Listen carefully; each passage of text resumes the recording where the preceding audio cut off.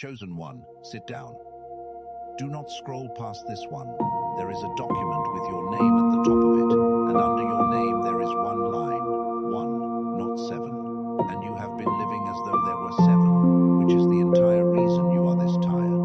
That heaviness that does not lift after rest. That low guilt that runs underneath every single thing you do, including the good things. That feeling of being busy from morning to night and unable to point at one thing that is actually done. Do not call yourself lazy again. Maybe in the last 72 hours you opened something you have been avoiding, looked at it for 4 minutes and closed it. Perhaps someone asked how a certain project was going and you changed the subject smoothly, the way you have learned to. Maybe you said yes this week to something good that you did not have room for. Or maybe you were awake at 3 in the morning making a list, and every item on that list was reasonable, and you still woke up with none of it moved. Here is what heaven is saying to you today. You are not exhausted from carrying too much. You are exhausted from closing nothing. Finish one, and 6 of them either fall away or arrive in their proper order. The opposition has never needed to stop you. It only needs to keep you spread. A scattered chosen one is a safe chosen one. It has watched you start 7 honorable things because it learned a long time ago that 7 honorable things running at once produce exactly the same result as no things at all. And they come with the added benefit that you will blame yourself for it. You are not undisciplined. You were given one assignment and trained for 10. Within the next 24 hours, the guilt spread evenly across all 7 of those doors can begin to gather into one clear place. Not so it can accuse you. So you can finally see where it has been pointing this whole time. You chose the harder thing when nobody was watching. You chose to keep the promise that cost you money. You chose to keep showing up for the work that has never once thanked you. And think back to one moment this week. You opened it. You looked at it. It has been sitting at roughly 80% for longer than you want to admit.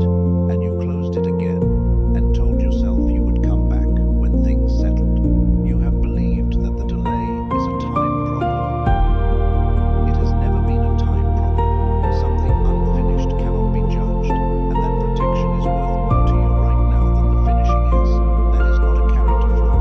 That is a very old strategy, and it kept you safe in a season when it needed to. Something older than any system placed this in front of you today, and the timing is not casual, because the window on this particular work is tied to a season of your life, and not to a date on a calendar. So stay with me all the way through. In the next few minutes, I am going to give you the 3-question test that isolates the one thing out of your 7. I am going to show you the noble hiding place you have been using without knowing it. And near the end, I am going to name the exact agreement that has been holding your work at 80% for years. If you leave now, you leave with all 7 doors still open, and you already know what that costs you tonight. Anointed one, let me show you what tonight looks like if nothing moves.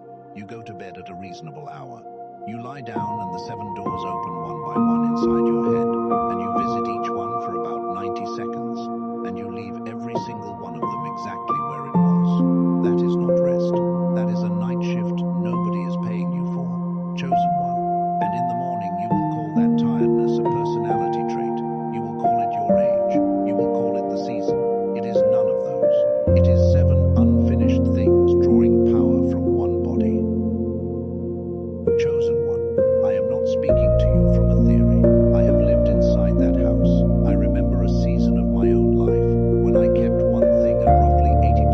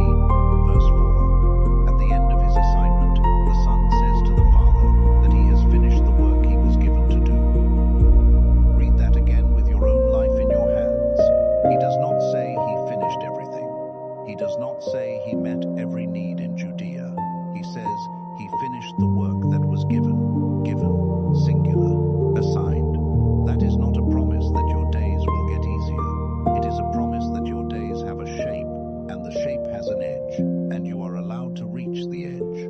Chosen one, this is the seal on everything that follows. You were never audited on the 7. You were entrusted with the 1, and the tiredness you feel is not the punishment for laziness. It is the electricity bill of a house where nothing has been closed. Anointed one, hear the size of what is being offered here. Not more strength, not more hours. One closed door, and a body that finally gets to stop guarding the hallway. Some messages do not merely inform you, they rearrange the wiring of the room you are sitting in.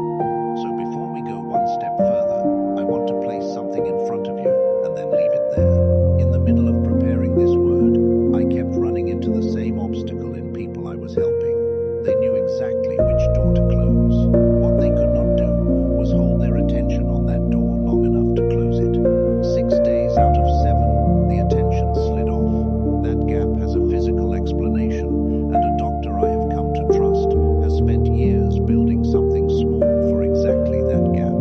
I am not going to describe it yet. Hold one question with me instead. What if the reason you cannot stay with one thing is not your character at all? Chosen one, as we step back into the beginning of your own story, I need you to stop treating your past like evidence against you.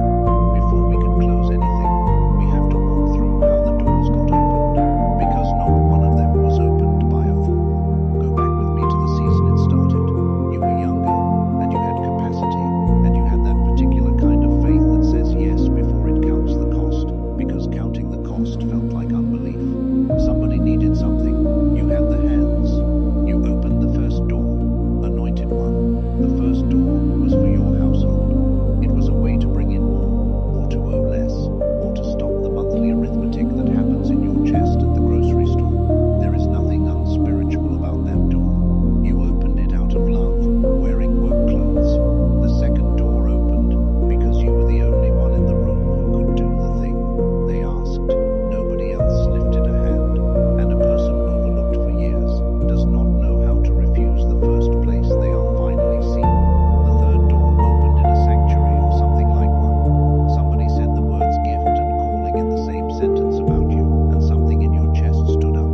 So you took the role, you took the class, you took the list of names to pray over. Chosen one. The fourth door opened because you were trying to heal. You signed up for the training, the certification, the study that was going to make you into the person who does not repeat the last 10 years. That was not vanity.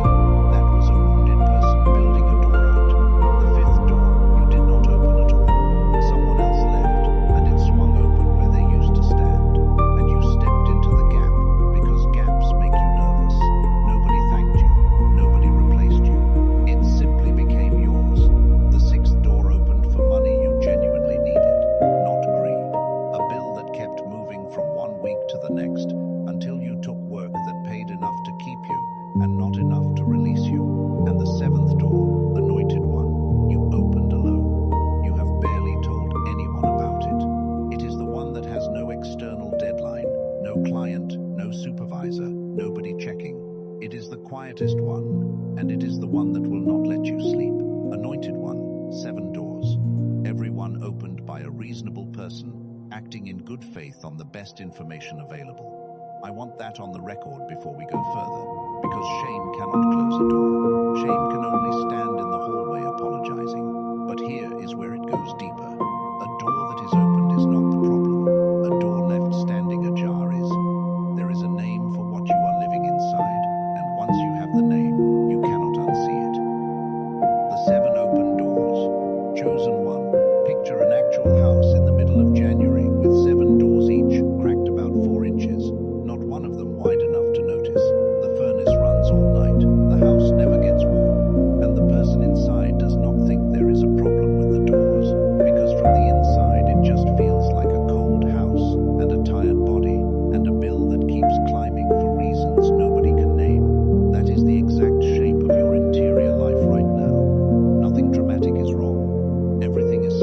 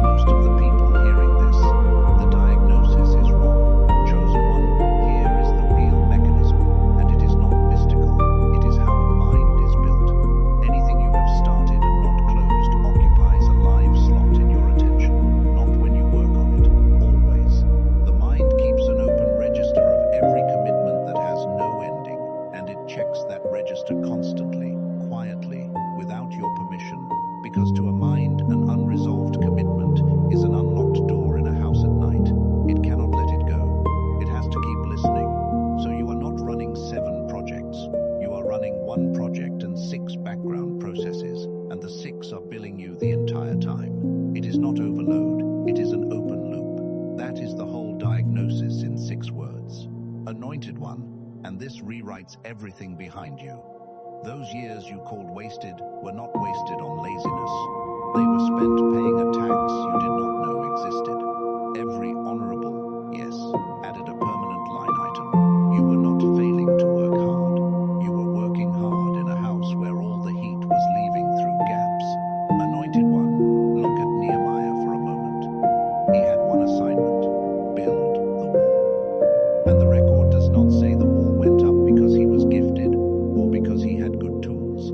It went up in 52 days because 4 separate times people with real standing invited him down to the valley for a conversation that sounded completely reasonable, and 4 separate times he refused to come down. 52 days, one assignment, 4 refusals. That is the whole method. Not more energy, fewer dissents. Chosen One. Understand what he was protecting. He was not protecting his time. He was protecting his ability to finish.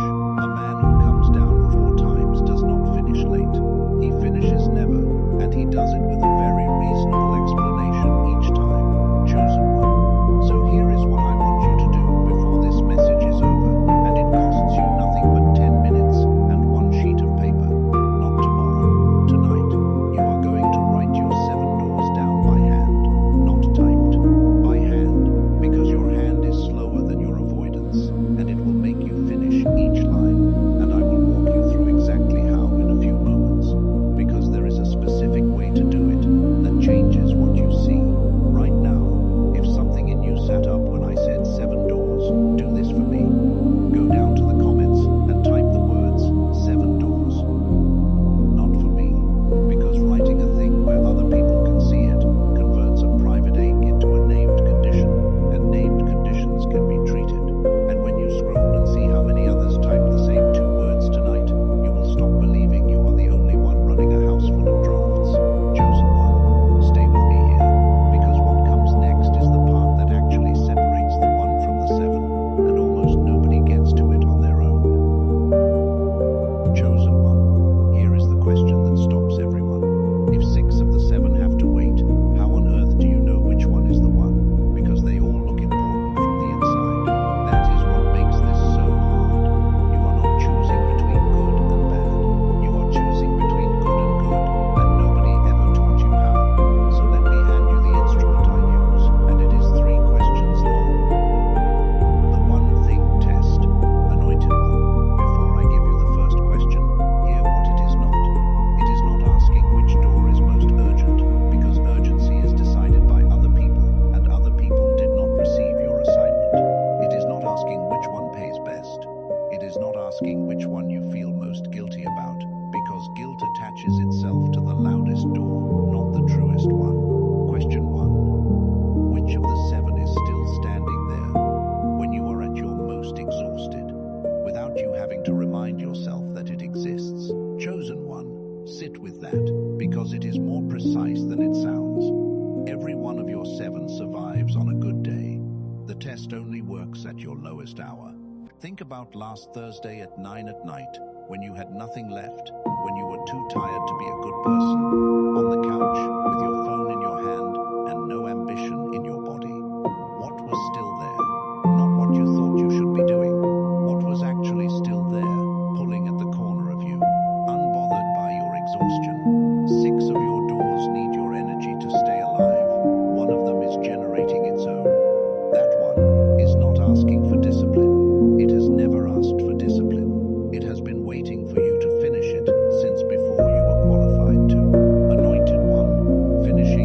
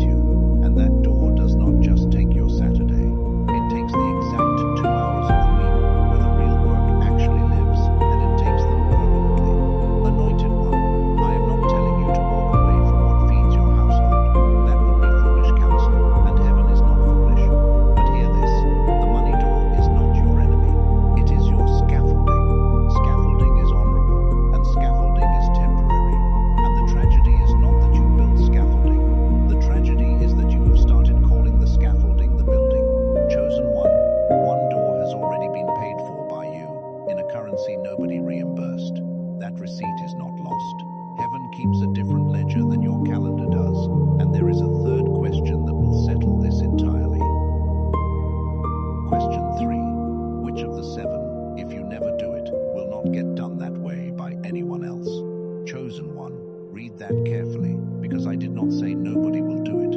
Somebody will. Another person will step into the room and handle it, and they may handle it better than you would have.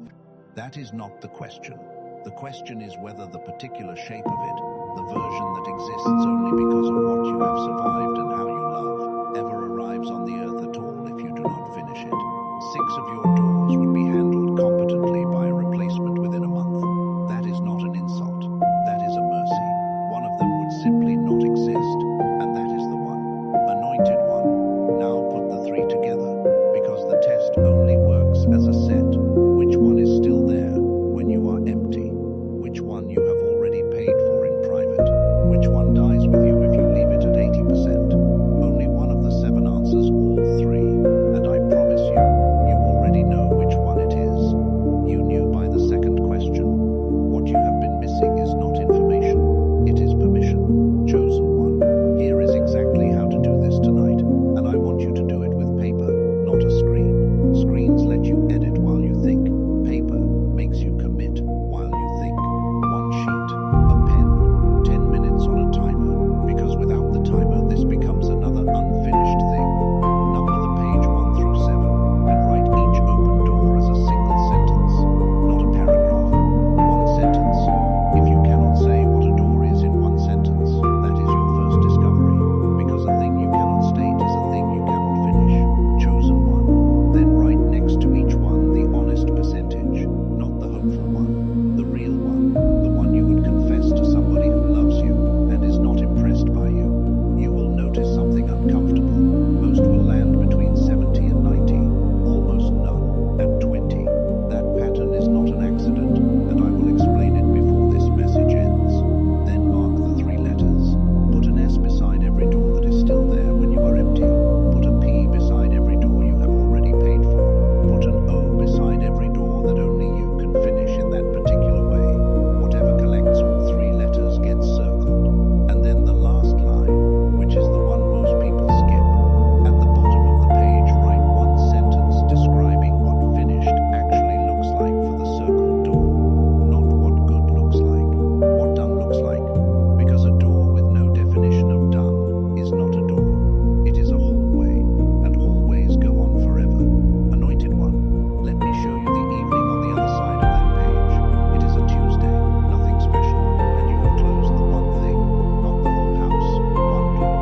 You are standing in your kitchen, and the light is bad, and nobody clapped, and there is no announcement, but something in your chest has stopped scanning. That constant low hum of 6 things checking in has dropped by 1, and the silence where it used to be is so unfamiliar that you almost mistake it for sadness. Anointed one. Then you notice something you did not expect. 2 of the remaining doors feel lighter, and you have not touched them. That is not imagination. That is what happens when the mind receives proof that closure is possible in this house. It stops treating every open thing as permanent.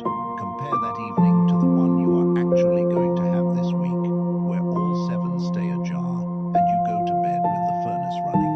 The distance between those 2 evenings is not talent, and it is not more hours. It is 1 closed door. So do this with me. Down in the comments, type 1 door tonight. Just those 3 words. Say it where it can be read, because a decision spoken out loud in front of witnesses behaves very differently from a decision kept in your head, and heaven has never had a problem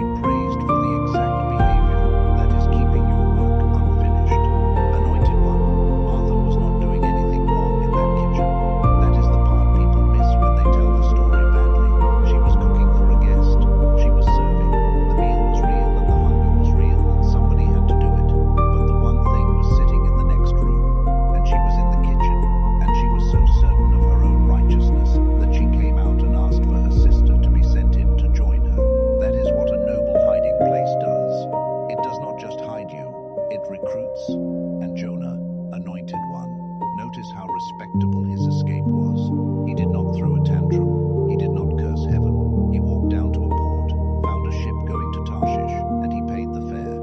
There was a receipt. It was a legitimate vessel, with a legitimate crew, going to a legitimate destination. That is how avoidance actually looks in the life of a serious person. It almost never looks like rebellion. It looks like a reasonable itinerary that happens to point away from the one thing you were told to finish. Now let me hand you back the keys, and I want you to hold this next line like a tool, not like a poem. When they came at Nehemiah for the fourth time, he did not argue with them and he did not apologize. Nehemiah chapter 6 verse 3. He sent word back that he was doing a great work and could not come down. That is not arrogance. That is a man who understood that his presence in the valley was the only thing standing between his wall and its finishing. Chosen one. So here is your version, and I want you to say it out loud once tonight, so that your mouth has already made the shape before you need it.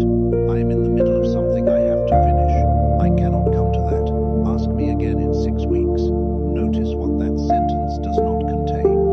No apology, no explanation of what the work is, because explaining invites negotiation.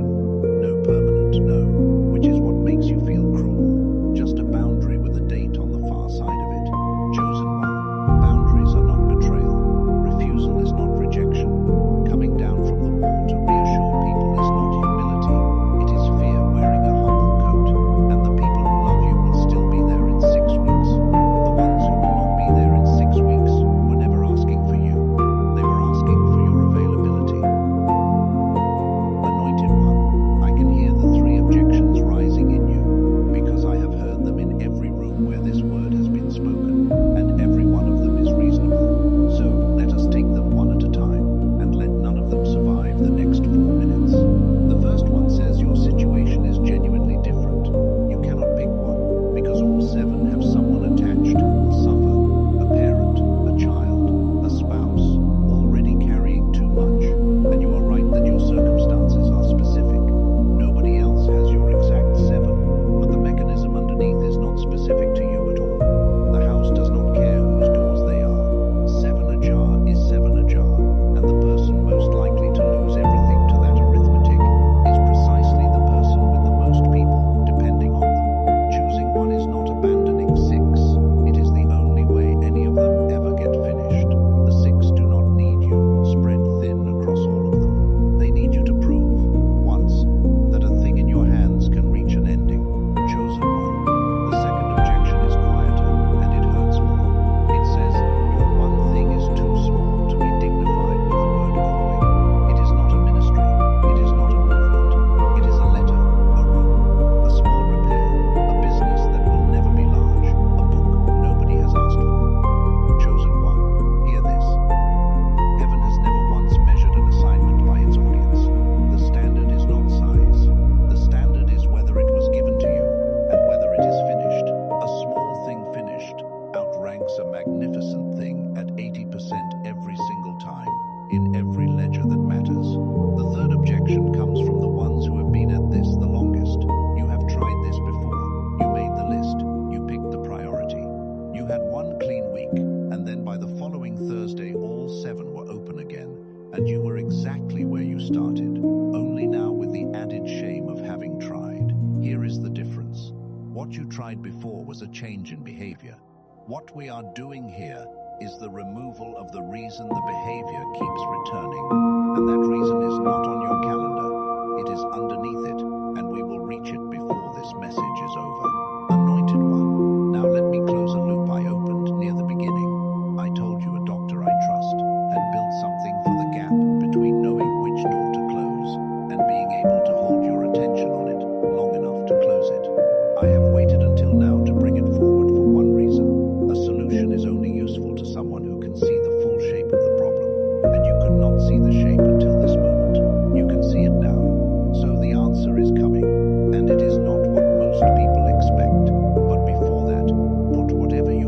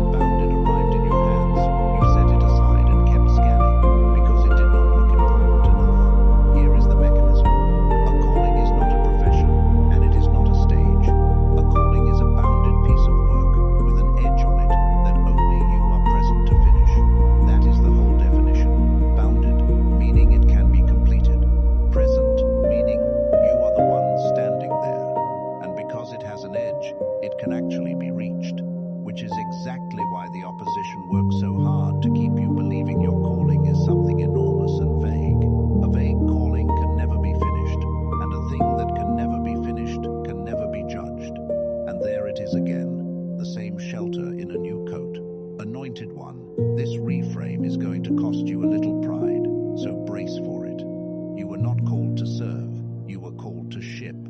And by ship I mean the plain old meaning of the word. To take a thing out of your own hands, declare it finished, and let it go where it is going without you standing beside it, explaining what it could have been. Chosen one, Elisha understood this in a way most of us never do. When the mantle fell on him, he was behind a plow, and what he did next was not spiritual theater. He killed the oxen and he burned the plow and he used the wood of his own equipment to cook the meat. He did not sell the plow. He did not store it in case the new thing did not work out. He removed the option of returning. That is what closing a door means when a grown person does it. And Joseph, before he administered a nation through a famine, he administered a prison completely. Every detail of it, the records and the rations and the men nobody else wanted to look at. And he finished that small assignment so thoroughly that when the larger one came, his hands already knew the shape of finishing something. Heaven did not promote him for potential. Heaven promoted him for a completed prison. Anointed one. So let me show you where this goes. 14 months from now, on an ordinary afternoon, you are holding the finished thing. Not a plan for it. The thing. It is smaller than you imagined, and heavier than you expected. And there is a strange quiet in you, because the work no longer lives inside your body. And when you look up at the 6 remaining doors, 3 of them are simply gone, not abandoned, outgrown. They fell off the moment the one thing was finished, because they were never assignments, they were substitutes. 2 of the others have arrived in their proper order, and are waiting patiently for a person who now knows how to reach an edge, and the last one belongs to somebody else, and you can finally see that it always did.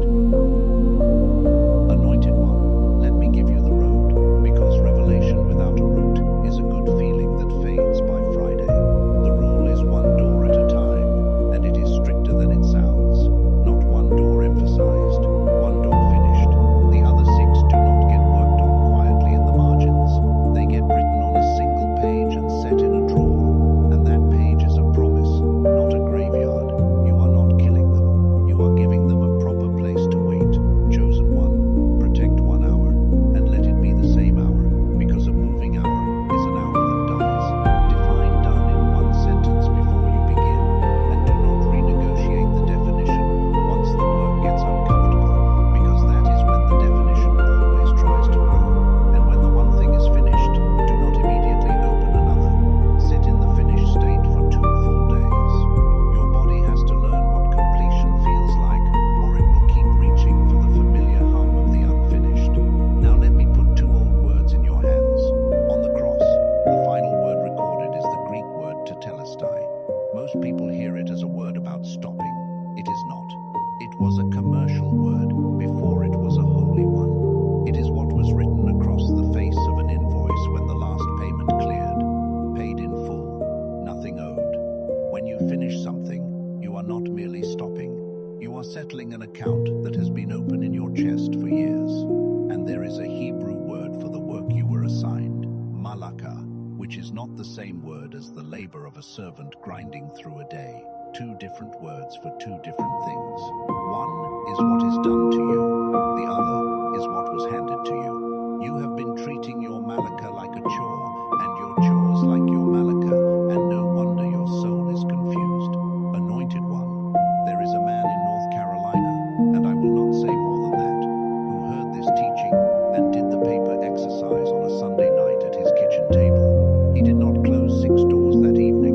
He closed the conversations around 6 doors. 6 phone calls, 6 short messages, 6 people told plainly that he would not be continuing. It took him 90 minutes, and his hands shook for the first 4 calls.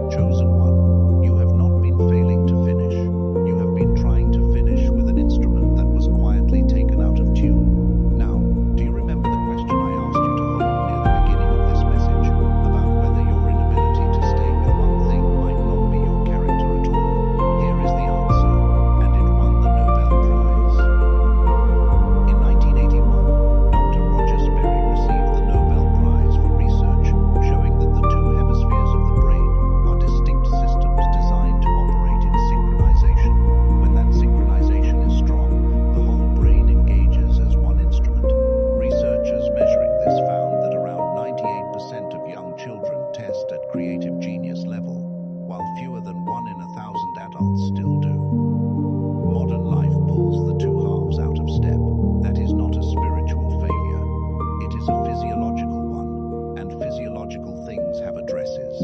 A woman from California described the years before she found this. She had prayed and journaled and tried every practice she was handed, and kept landing in the same place, believing the words, and unable to feel anything behind them. About 10 days in, something cleared, as though something long blocked had finally opened, not because she pushed harder, because the receiver had been repaired. A man from Texas described it differently.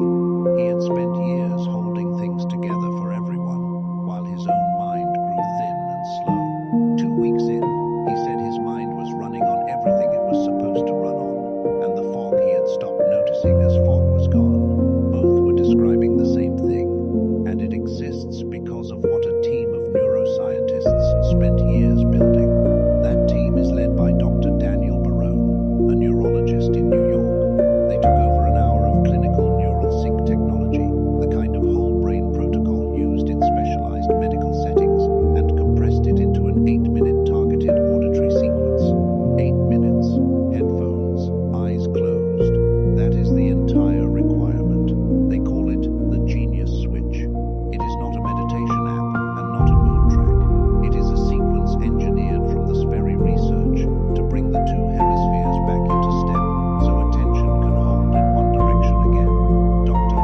Barone is direct about why other audio products underwhelm. They address a fraction of the picture. Hemisphere synchronization is a different mechanism, and it produces a different category of result. The Genius Switch is not for everyone. It is for the chosen one, who has been faithful for years and has never once held a finished thing in their own hands. Most people scroll past this, having accepted the reduced version of their mind as permanent. You are still here. Colleagues told him it would be fair value at $500, which is not strange when in-person neurofeedback runs $300 an hour and a home machine runs $7,000. It was released at $49, and on their page a further $10 comes off, bringing it to $39. 4 things come with it at no cost. A guided visualization from a top-rated creator on the Calm app. A grocery guide naming 10 common foods that thicken mental fog. A manifestation text more than a century old. And a printable page of 5 habits. All of it sits behind an unconditional money-back guarantee. Listen once or listen 80 times, and if it does not do what it has done for over 18,000 people, every dollar returns with no conditions. What God has already placed near you becomes visible to a mind running whole in a way it does not to a mind running in halves. The provision is not new.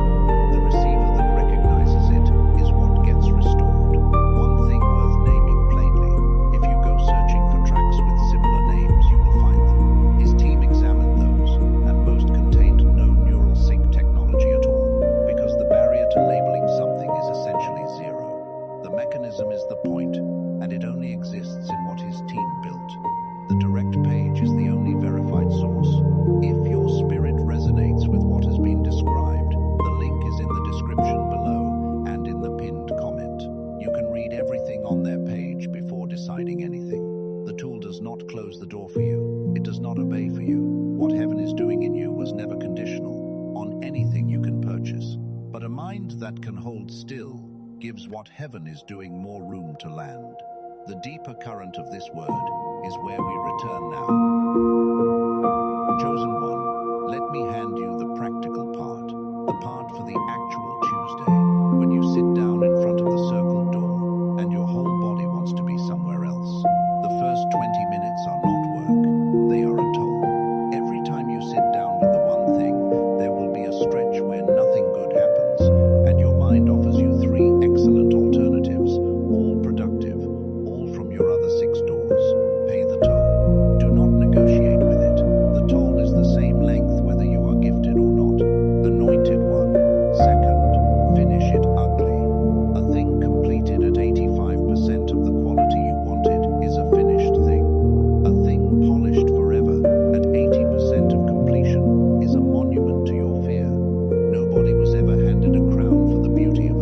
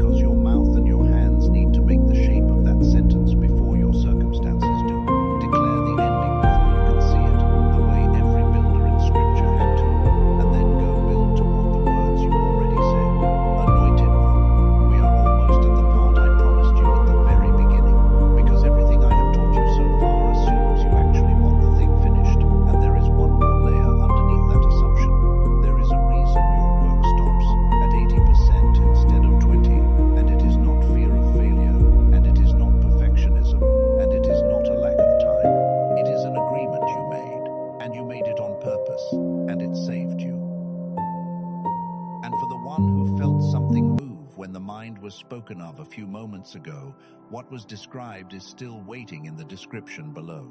It is a small step, but small steps taken by a mind that can hold still have changed entire seasons, and that is the last I will say about it. And here is the part you probably did not expect. Anointed One, it is not the shortage of time. You have proven that already, because you have found time for 4 other doors this month. It is not that you lack discipline, because you have kept commitments to other people for 20 years without one failure.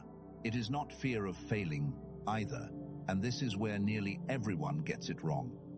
A person afraid of failure stops at 10%. You do not stop at 10, you stop at 80, and 80 is not fear of failing. 80 is something else entirely. 80% is the last place on earth where a thing cannot be judged. At 80, the work is still potential. It is still going to be extraordinary. Nobody has read it, bought it, walked into it, or measured it, so its value is infinite and untested and completely safe. The moment you finish it, potential collapses into fact, and the fact might be ordinary. So somewhere behind your own awareness you signed something. The 80% agreement. The terms are simple. I will always be almost. I will carry the identity of a person with something great inside them, and I will never hand it over to a verdict. And the terrible genius of it is that from the inside it looks exactly like high standards. Chosen One, hear me carefully now, because I am not here to accuse you. You did not fail. You signed that agreement in a season when signing it kept you alive. There was a year in your life when one more verdict would have finished you, when you had already been measured and found wanting by people whose opinion had weight, and your soul did the only intelligent thing available. It moved your treasure to the one room nobody could enter, the unfinished room. That was not cowardice. That was survival, executed brilliantly by a person with almost no options. Chosen One, but you are not in that year anymore. The people whose verdict could have broken you are not in the room. What was meant to destroy you has only revealed your resilience, and a shelter that saved your life in the winter becomes a cage if you are still living in it in the spring. So this is the release, and it takes one sentence. The agreement can be ended by the person who signed it, and you signed it. You do not need permission from anyone to close a contract you drew up yourself in a season of pain. You simply have to say plainly that the season it protected you from is over. Anointed One, everything now rests on one thing, and it is not the 7 doors. It is whether you are willing to be seen holding something finished. So take one breath here, because what comes next is not more teaching, it is a doing. So we will not end this with understanding. Understanding has never closed a door in the history of the world. We are going to end it with a small act, and I want you to do it tonight, before you sleep. Chosen One, here is the instruction. Not the big door, not the circled one. Choose the smallest of your 7, the one that would take under an hour, and finish it before your head touches the pillow. Send the message, make the call, pay the thing. Throw away the materials for the project you already know is not yours. One door, tonight, all the way shut. Now close your eyes for a moment and see it. You are standing in that hallway again, in your bare feet. You put your palm flat against the smallest door and you push, slowly, and you feel the resistance of the cold air coming through, and then you feel the latch take. That small metal sound, hear it. That is the sound of your own house getting 1 degree warmer. And understand what you just did, because your mind will call it insignificant by morning. You did not eliminate a task. You proved to your own body that a thing in your hands can reach an ending. That is the belief the last 20 years took from you, and it does not come back through teaching. It comes back through evidence, and you just manufactured your first piece. Anointed One, so here is your anchor, and I want you to keep it for the rest of your life. Tonight, before you sleep, 1 door. Say that phrase in your kitchen, say it in your car. Tonight, before you sleep, 1 door. And every time you say it, place your palm flat against something solid, a wall, a table, a door frame, so your hand learns the shape of closing. Chosen One, before we seal this, let us be grateful for a moment. Not for the finished thing, because it is not finished yet. Be grateful for the 7. Every one of those doors was opened by a person who cared enough to begin. Ungenerous people do not end up with 7 open doors. Only the willing do. Your exhaustion is the receipt of a generous life, and heaven has read every line of it. Chosen one, now release the 6. Not forever, just out of your hands and into hands that can hold them without getting tired. You are not their keeper tonight. You are the keeper of one. Place your hand on your heart and declare this with me. I am not behind. I am unfinished. And unfinished is a season, not a name. I release the agreement that kept me at 80%. I choose one door, and I will finish it. And what I finish, I will hand over with an open palm. Say it again, if your voice shook, because the shaking is the old agreement leaving the room. Words spoken out loud do something that words thought never do. Your ears hear your own voice. Your body registers a witness, and a decision that has a witness stops being a wish. And now, go down one last time and type the words, I finish the one. 4 words. Leave them where your future self can find them on a Thursday when the toll feels too high. Anointed one, may the door you touch tonight close cleanly. May the 6 wait quietly and in good order until their proper turn. May the one thing that only you can finish find your hands rested, your mind whole, and your house warm at last. And may you live to hold it, finished, and know that it was always yours to complete. Go in peace and sleep well tonight.